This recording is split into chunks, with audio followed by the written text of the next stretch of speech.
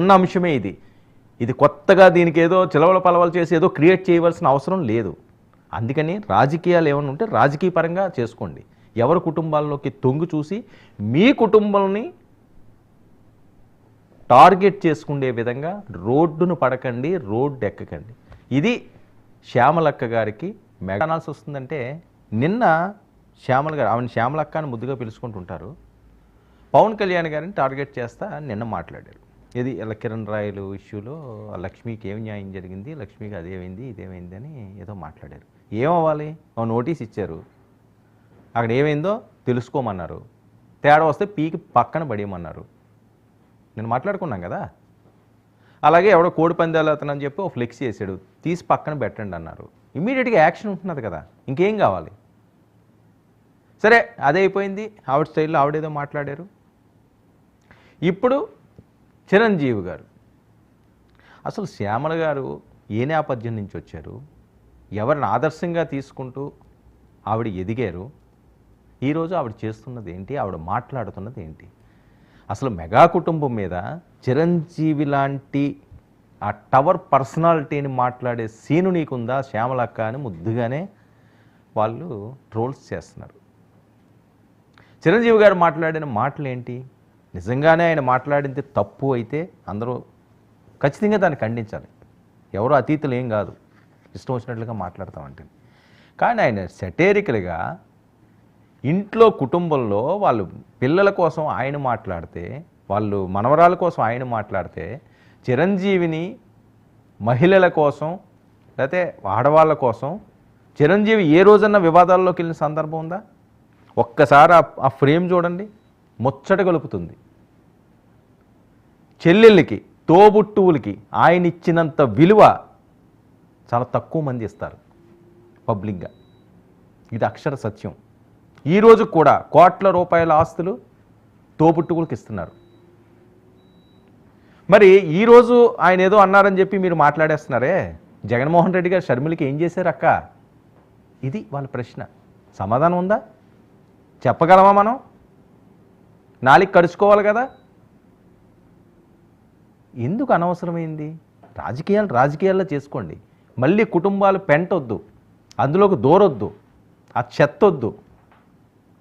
ప్రతి ఒక్కరికి వాళ్ళ కుటుంబం, వాళ్ళ పద్ధతులు, వాళ్ళ అభిమానాలు, వాళ్ళ ఆప్యాయతలు ఉంటాయి. ఎవరి కుటుంబాన్ని వదిలేసుకోరు. మనమే వదిలేసుకుంటూ రోడ్డు ఎక్కేమని కదా ఇప్పుడు వాళ్ళు మిమ్మల్ని అంటున్నారు. అంటే మీరు చేసి పనులకి, మీరు మాట్లాడే ఆ నోటి దురద మాటలకి టార్గెట్ జగన్మోహన్ రెడ్డి గారు. మొన్నటి వరకు ఏదో అన్నారు, తల్లిని వదిలేసాడు ఆయన జగన్మోహన్ రెడ్డి. ఈరోజు చిరంజీవి గారిని మీరు కానీ టచ్ చేస్తే అసలు ఏవైనా వాళ్ళు క్షమిస్తారా? జగన్మోహన్ రెడ్డి గారికి దిక్కు ఉండదు. అంత దారుణంగా ట్రోల్స్ చేస్తారు వాళ్ళు, అంత దారుణంగా ఏకి పడేస్తారు. మెగా ఫ్యాన్స్, జన సైనికులు, వాళ్ళ స్ట్రెంత్ ఉన్నదన్నది పక్కన పెట్టండి. వాళ్ళకి సీఎంలు బిఎంలు ఎవరో కనిపించరు. తేడాగానే వచ్చిందంటే వాళ్ళ జోలికి వెళితే, నేను చాలాసార్లు చెప్పాను, మెగా ఫ్యాన్స్ అన్న వాళ్ళు ఫ్యాన్స్ కాదు, ఆ కుటుంబానికి భక్తులుగా వాళ్ళు ఉంటారు, వాళ్ళు దేవుళ్ళ చూస్తారు. ఇది ఎన్నోసార్లు మన కళ్ళ ముందు కనిపిస్తున్న దృశ్యాలు ఇవి. ఇంకా మనం తెలుసుకోకపోతే ఆయన జగన్మోహన్ రెడ్డి గారు ఎందుకు మీద ఇబ్బందులు పెడతారు? మీరందరూ మీడియాల ముందుకు వచ్చి ఆయన ఏదో ఆయన బాధల్లో ఆయన ఉన్నాడు. ఏందిరా బాబు ఈ కర్మ, 151 సీట్లు వచ్చి 11 సీట్లకు పడిపోయాం, దీన్ని ఏ రకంగా స్ట్రెంత్ ఏం చేయాలి, ఏ రకంగా ఉత్తేజపరగాలి, ఏ రకంగా కేడర్ని అంతా కాపాడుకోవాలని ఆయన ఒక పక్క తపన పడుతుంటే, పాదయాత్ర చేద్దామా, బస్సు యాత్ర చేద్దామా, ఏ రకంగా జనాల్లోకి వెళ్దాం, ఏ రకంగా మళ్ళీ వైఎస్ఆర్సీపీకి జలసత్వాలు నింపుదామని ఆయన కష్టాలు పెడుతుంటే, తగుదునమ్మా అని చెప్పి మనం మీడియా ముందుకు వచ్చి మనం 4 మైకులు వచ్చేసరికల్లా అక్కడికి వెళ్ళి చిరంజీవి గారు ఇలా అనొచ్చా, చిరంజీవి గారికి ఇలా ఉందా, అరే పవన్ కళ్యాణ్ గారికి ఇది ఉందా, తోలు తీస్తానన్నావు, తొక్క తీస్తానన్నావు, నార తీస్తానన్నావు, పవన్ కళ్యాణ్ ఎక్కడున్నావు? ఇవి ఎందుకు? మన స్ట్రెంత్ ఎంత, మనకున్న అనుభవం ఎంత, అది తెలుసుకుంటే కదా మాట్లాడాలి. చిరంజీవి గారి గురించి మీరు ఏమన్నారో ఒకసారి వినండి, ప్లే చేయండి అమ్మది. అదే నాకు అర్థం కాలేదు. అంటే వారసుడు అంటే కొడుకే అవుతాడా, కూతురు అవదా?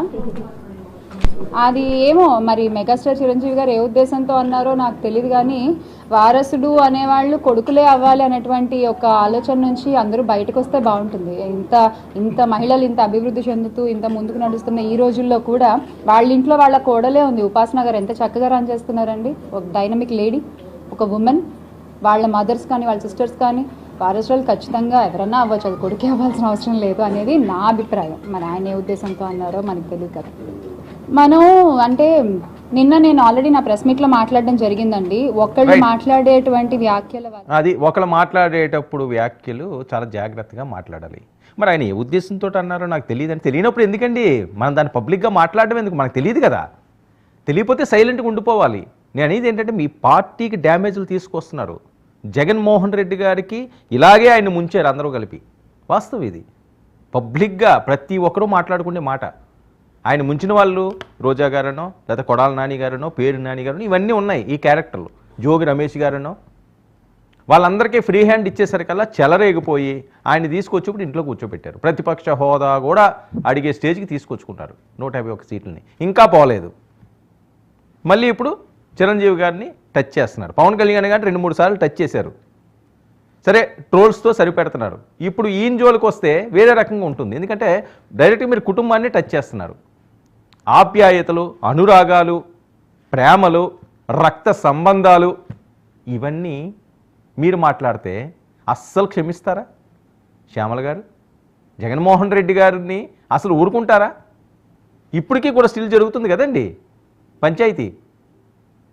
షర్మిలమ్మ గారికి అన్యాయం జరిగిందని తోపుట్టువే కదా. ఒక్కగానొక్క గారాల పట్టి అవే వైఎస్ రాజశేఖర రెడ్డి గారికి.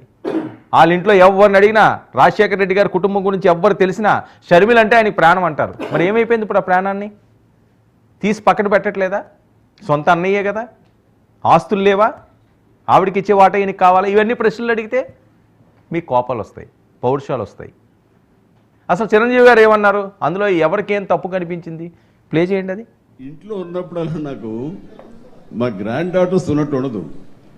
ఒక లేడీస్ హాస్టల్ వార్డెన్ లాగా ఉంటుంది నాకు.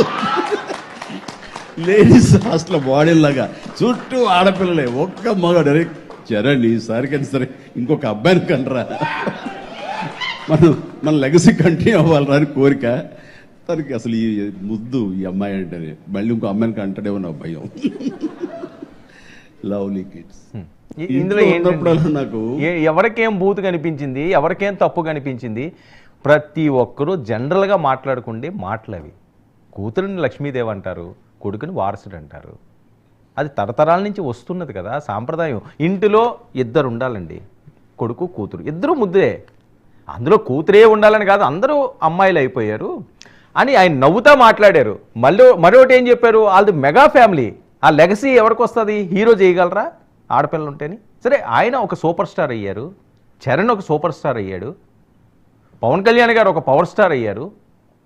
సో ఆ రకంగానే వారసత్వం. రేపు అకీరా ఉంటాడు, అకీరా కూడా అంతే, అతను స్టార్ అవుతాడు.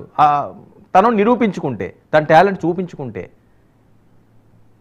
ప్రేక్షకులు యాక్సెప్ట్ చేస్తే తప్పే ఉంది. చిరంజీవి గారికి మనవడు కావాలనుకోవడం తప్ప? ప్రతి ఇంట్లోనే జరిగేదే ఇది. జగన్మోహన్ రెడ్డి గారు కూడా అబ్బాయి ఉంటే, అమ్మాయిలు ఉన్నారు కదా అబ్బాయి ఉండాలనుకోవడం తప్పేంటి? మన లెగసీ కంటిన్యూ అవుతుంది కదా అని. అంతేగాని ఆడపిల్లంటే చులకన, ఆడపిల్లంటే అభిమానం లేదు. వాళ్ళ కూతుళ్ళంటే ప్రాణం చిరంజీవి గారికి. ఇంకా చెల్లెళ్ళంటే ఇంక చెప్పనవసరం లేదు. ప్రతి ఫంక్షన్కి చూస్తుండవా? అవి చూడండి ఒకసారి. ఎవరాళ్ళందరూని మనవరాళ్ళు, వాళ్ళ సిస్టర్లోని ఎన్ని పొరపచ్చాలు వచ్చినా, ఎన్ని చిన్న చిన్న గ్యాప్లు వచ్చినా